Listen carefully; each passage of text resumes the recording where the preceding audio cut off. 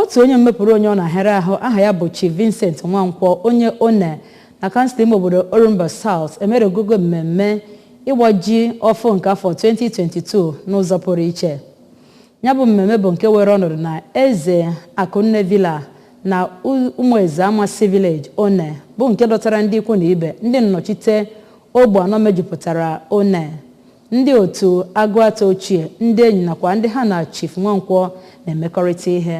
Queen Anịgbọgụ bụ onye ọlụ anyị gara wee weta akụkọ a ka bụ mmemme si wee gaa.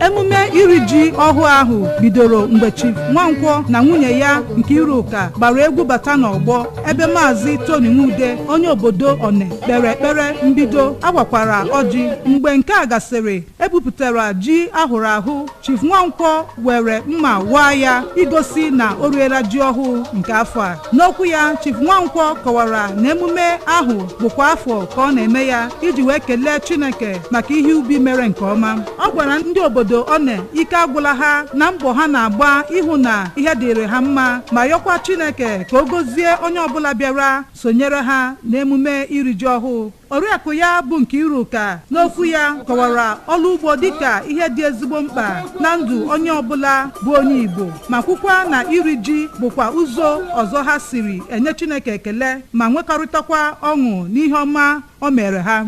Onye jibu ọkwa President General nke obodo One Maazị Uchenna Madụbụike kwuru na ịkọ ọrụ ugbo bụ otu n'ihe eji mara obodo One mana ha enweghị ụzọ nke ga-enyere ha aka ibupụta ihe ha kọrọ buga ya ebe ọ kwesịrị. N'okwu ya kwa, Chief Okechukwu Nwafọ onye obodo One kwuru na Chief Nwankwo onye mere emume iri ji ọhụụ bụ onye amara amara n'obodo ahụ dịka onye na-enyere ụmụ ogbenye aka site n'ịkwụrụ ha ụgwọ akwụkwọ, ịlụrụ ha ụlọ na ihe ndị ọzọ gasị. Ọtụtụ egwu omenala dị iche iche na mmanwụ bụ ihe ndị emegasịrị n'emume iri ji ahụ.